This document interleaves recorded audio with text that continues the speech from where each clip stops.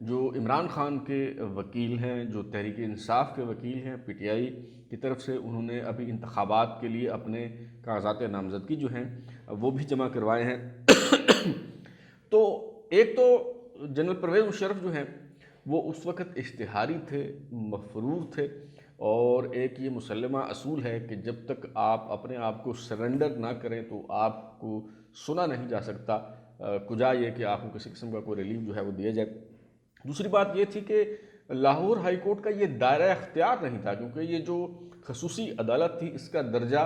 High court के बराबर था और इसके ख़िलाफ़ कोई अपील जो है वो सुप्रीम कोर्ट में ही दायर की जा सकती थी। लेकिन ये जो अज़हर सदीक एडवोकेट के वसासत से जो पिटीशन लाहौर हाई कोर्ट में दायर की गई वो इंटरटेन की गई, और जस्टिस मुज़ाहिर अली अकबर नकवी जो उस वक्त लाहौर हाई कोर्ट के जज थे, उन्होंने, उनकी सरबराही में एक बेंच ने जो है ये पिटीशन सुनी, और 13 जनवरी 2020 को जस्टिस मुज़ाहिर अली अकबर नकवी ने अपने दायराकार से इनहराफ करते हुए, अपने दायराकार से तजावुज़ करते हुए मुज़ाहिर अली अकबर नकवी ने जो है वो न सिर्फ खसूसी अदालत की तश्कील को गैर कानूनी करार दे दिया, बल्कि जो सज़ा सुनाई गई थी जनरल परवेज़ मुशर्रफ को वो भी जो है वो मुअत्तल कर दी। और यही फ़ैसला जो था जनरल परवेज़ मुशर्रफ की सहूलतकारी का, इसमें इनाम के तौर पे जो जस्टिस मुज़ाहिर अली अकबर नकवी हैं उन्हें out of turn, out of merit जो है सीनियरिटी के असूल से हटकर उसे वायलेट करते हुए जो है वो सुप्रीम कोर्ट लाया गया और सुप्रीम कोर्ट का जज जो है वो बनाया गया। और जब ये खसूसी अदालत का फ़ैसला आया था, आपको याद होगा कि अफवाज पाकिस्तान के तर्जुमान ने यानी DGI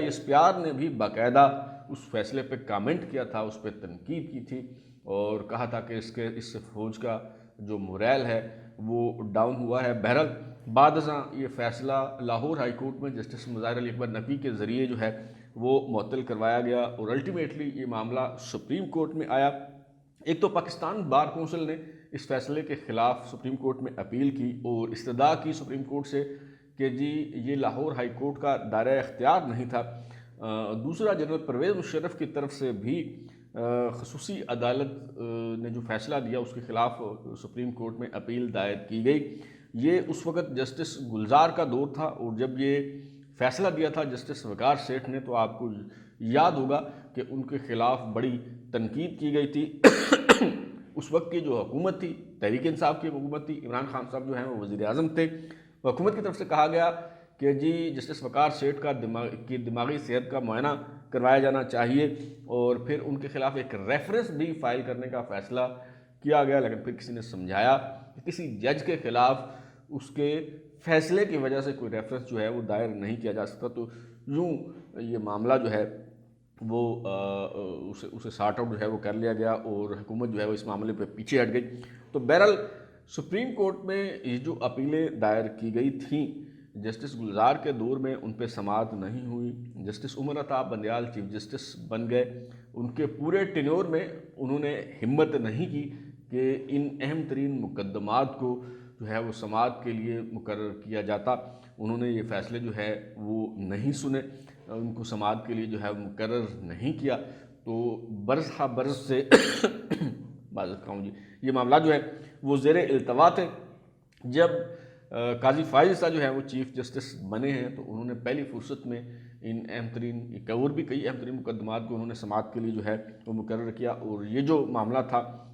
इस पे जो है वो जस्टिस काजी फ़ाइज़ ईसा ने अपनी सरबराही में एक 4 रुकनी बेंच जो है वो बनाया। इसमें जस्टिस मंसूर अली शाह, जस्टिस अमीनुद्दीन खान और जस्टिस अतम इनाल्ला जो है वो शामिल थे। तो इस दौरान जनरल परवेज़ मुशर्रफ जो हैं वो आप जानते हैं कि 5 फरवरी 2023 को जो है वो वफ़ात पा गए थे और उनकी लाश को जो है वो पाकिस्तान लाया गया और यहाँ खामोशी से जो है वो उन्हें दफनाया गया। तो आज इस मामले पे जब सुप्रीम कोर्ट में समाअत हुई, उससे पहले भी इस मामले से जो है वो समाअत हुई। दिलचस्प बात यह है कि जनरल परवेज़ मुशर्रफ की तरफ से किसी ने ये जो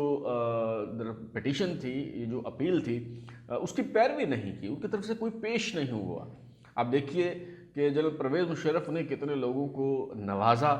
कितने लोगों ने उनसे फ़ायदा उठाया और लोग उन्हें ताहयात बावर्दी सदर मुंतखब करवाने की बातें किया करते थे, यहाँ तक कि उनकी जो अपनी औलाद है जो अरबपति हो चुकी है जनरल परवेज़ मुशर्रफ के अनान इक़्तिदार पर कब्ज़ा करने के बाद, उन्होंने भी ये ज़हमत गवारा नहीं की कि वो अपने बाप के लिए कोई वकील की खिदमात हासिल करते। कोई ना वकालतन ना असालतन कोई जो है वो पेश नहीं हुआ इस मुकदमे में। और जब कोई पेश नहीं हुआ तो आज जो है वो जस्टिस काजी फाइज साहब ने कहा कि जी 5 मिनट का वक्फा करते हैं, और उन्होंने कहा कि जी हो सकता है कि आज ही जो है वो हम ये फ़ैसला सुना दें। और फिर जस्टिस काजी फाइज साहब की सरबराही में सुप्रीम कोर्ट के 4 रुकनी बेंच ने फ़ैसला सुना दिया। ना सिर्फ लाहौर हाई कोर्ट का वो फ़ैसला जो जस्टिस जो है मुज़ाहिर अली अकबर नकवी उनके सरबराही में एक बेंच ने सुनाया था, ना सिर्फ वो फ़ैसला कलअदम करार दिया गया बल्कि जो जनरल परवेज़ मुशर्रफ को सुनाई गई सज़ा है, यानी आइन के आर्टिकल 6 के तहत संगीन गद्दारी की सज़ा, सज़ाए मौत, उसे भी जो है वो बहाल कर दिया गया। तो सवाल ये है कि क्या अब इस सज़ा पे अमल दरामद होगा, और होगा तो वो किस तरह से होगा। जस्टिस वकार सेठ जो है वो तो लिख गए कि जी परवेज़ मुशर्रफ अगर मुर्दा हालत में भी मिले तो उनकी लाश जो है वो डी चौक में ला के 3 दिन के लिए जो है वो लटका दी जाए। और इसकी मिसालें भी मौजूद हैं। मैं पहले भी जो है वो लिखता भी रहा हूँ, अपने कॉलम में भी बताया मैंने, अपने व्लॉग्स में भी ये बात जो है वो कहता रहा हूँ कि जिस तरह अंग्रेज़ों ने आइन शिकन डिक्टेटर जनरल क्रामवेल को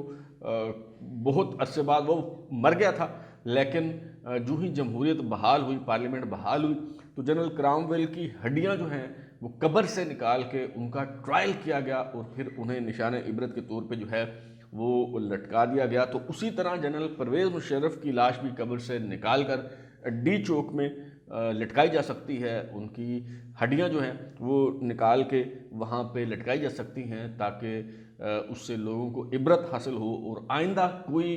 फौजी डिक्टेटर जमहूरियत पे शब खून ना मार सके और किसी मुंतखब हुकूमत का तख्ता उलट के जो है वो अनान इक़्तिदार पर कब्ज़ा ना कर सके। और जैसे मैंने शुरू में बताया कि दूसरी जो बड़ी खबर है सुप्रीम कोर्ट से वो ये आई है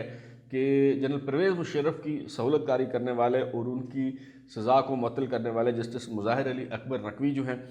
जिनके ख़िलाफ़ करप्शन के कई इल्ज़ामात हैं और जो ट्रक के हवाले से जो है वो बड़े मशहूर हैं, और उनके ख़िलाफ़ सुप्रीम जुडिशल काउंसिल में कई रेफरेंस जो हैं वो ज़ेर समाअत हैं, और उन्होंने जो है वो इस्तीफ़ा दे दिया है। और इस्तीफ़ा देने की वजह जो है वो ये है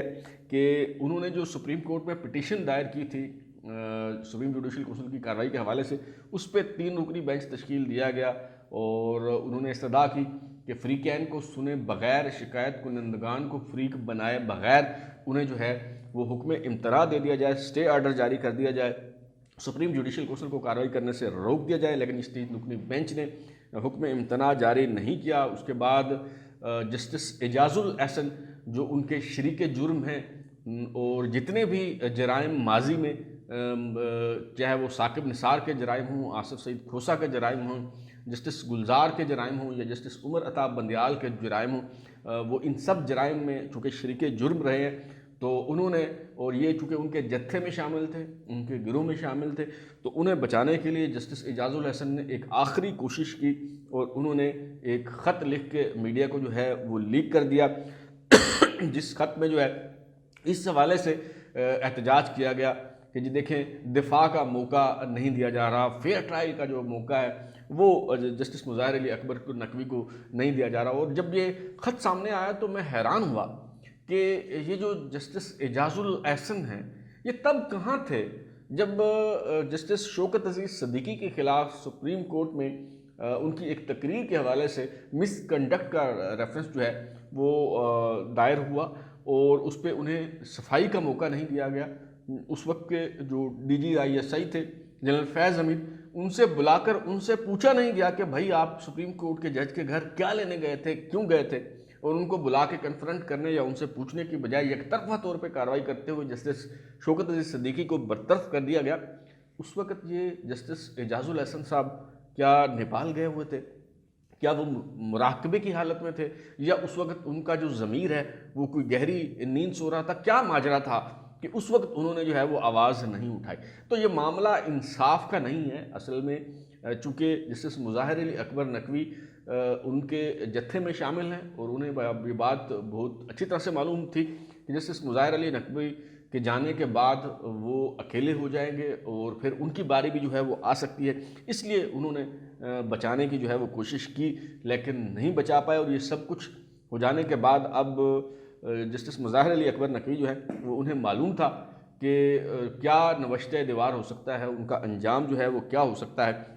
लिहाजा उन्होंने सोचा कि लूटो तो फुटो, और लूट मार तो कर ली है, अब अगर वो इस्तीफ़ा ना देते और कार्रवाई का सामना करते और उन्हें बरतरफ कर दिया जाता तो ना सिर्फ उन्हें सज़ा सुनाई जाती बल्कि जो माल मसरूका है वो भी बाजियाब किया जाता। तो ना सिर्फ जस्टिस मुज़ाहिर अली अकबर नकवी तमाम ट्रक जो है वो बचा के ले गए और माल मसरूका जो है वो बचाने में कामयाब हो गए, बल्कि पेंशन और वो मुराद के भी जो है वो हकदार होंगे। ये अजीब व गरीब किस्म का जो है वो कानून है कि आप अगर कार्रवाई का सामना नहीं करते और इस्तीफ़ा दे देते हैं तो फिर आपका कोई मुआवजा नहीं होगा, आपके खिलाफ किसी किस्म की कोई कार्रवाई नहीं होगी। और मुराद भी कोई ऐसी वैसी नहीं है, जो रिटायर्ड जज है सुप्रीम कोर्ट का उसकी तनख्वाह जो पेंशन है वो हाजिर सर्विस जज से कुछ थोड़ा बहुत ही जो है वो फ़र्क होता है। कोई लगभग 12 लाख रुपए उनकी जो है वो पेंशन है, ड्राइवर है, गाड़ी है, इसके अलावा बिजली के मुफ्त जो है वो यूनिट हैं लामहदूद, और बहुत किस्म जो है वो मुराद हैं। और ये सारी मुराद जो है वो जस्टिस मुज़ाहिर अली अकबर नकवी जो है वो इंजॉय करेंगे। अब इस पे वो जो उनकी तरफदारी कर रहे थे जो सहाफ़ी और अब भी जो है वो उनकी वकालत कर रहे हैं, वो ये फरमा रहे हैं कि जी बेचारे नकवी साहब जो हैं वो क्या करते, हालात नामुवाकिफ़ थे, उन्हें नज़र आ रहा था कि जिस अंदाज में कार्रवाई की जा रही है तो उन्हें छोड़ा नहीं जाएगा और अल्टीमेटली उन्हें जो है बरतरफ कर दिया जाएगा। तो उन्होंने फिर इस्तीफ़ा देने में ही जो है वो समझी है कि जी यही ऑप्शन जो है वो ये बेहतर है। और इतनी बौखलाहट में ये इस्तीफ़ा जो है वो दिया गया है कि उस पर 10 जनवरी 2024 की बजाय जो है वो 10 जनवरी 2023 की तारीख जो है वो लिख दी गई है। लेकिन मैं अर्ज़ करना चाहूँगा कि अगर आदमी साहिब किरदार हो, अगर उसके पास रसीदें हों, अगर उसे पता हो कि मैं ठीक हूँ और मैं गलत नहीं हूँ, मैं करप्ट नहीं हूँ, अगर इंसान बददियानत ना हो, अगर खाइन ना हो, अगर बदउनवान ना हो, तो वो हालात खा कितने ही गैर मुवाफ़िक और नामसाइद क्यों ना हो वो उनका सामना करता है। जिस तरह से जस्टिस काजी फ़ाइज़ साहब के ख़िलाफ़ जब रेफरेंस बना तो आपको बहुत अच्छी तरह से मालूम है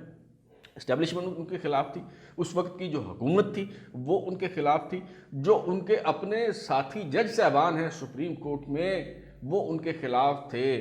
चीफ जस्टिस उनके खिलाफ थे। और उस वक्त के जो सीनियर प्यूनी जज थे जस्टिस उमर अता बंदियाल वो उनके खिलाफ थे, वो बेंच के सरबराह थे, उन्होंने बरमला इजहार भी किया और वो जो फैसला आया उस पर उन्होंने इख्तलाफी नोट भी जो है वो लिखा। लेकिन उसके बावजूद काजी फ़ाइज़ साहब जो है वो मैदान छोड़ के भागे नहीं हैं, बल्कि उन्होंने हालात का मर्दानावार मुकाबला किया है। तो जस्टिस मुज़ाहिर अली अकबर नकवी भी उनके पास भी अगर अपने दिफा में कुछ कहने को था और किसी को अगर ये गुमान है कि वो सच्चे थे, हक पे थे, तो उन्हें खड़े होना चाहिए था, उन्हें ये जो रेफरेंस है उनका सामना जो है वो करना चाहिए था। मेरा ख्याल है कि इस कानून पे भी नज़रसानी करने की ज़रूरत है कि जी अगर कोई जज इस्तीफ़ा देकर चला जाता है तो फिर लूटा हुआ माल भी उसका हुआ और फिर उसके खिलाफ कोई कार्रवाई भी नहीं होगी, वो अपने नाम के साथ रिटायर्ड जज भी जो है वो लिख सकेगा और बरात भी इंजॉय कर सकेगा। मेरा ख्याल है इस कानून के हवाले से भी नज़रसानी करने की ज़रूरत है। तो अब तक के लिए इतना ही। बिलाल को इजाज़त दीजिए, फिर मुलाकात होगी। अगर आपको हमारा शो पसंद आया तो उसे लाइक करें, कमेंट करें, शेयर करें और हमारा चैनल सब्सक्राइब करने के बाद बेल आइकन यानी घंटी ज़रूर दबाएं ताकि आपको नई वीडियोज़ नोटिफिकेशन मिलते रहें। बहुत शुक्रिया।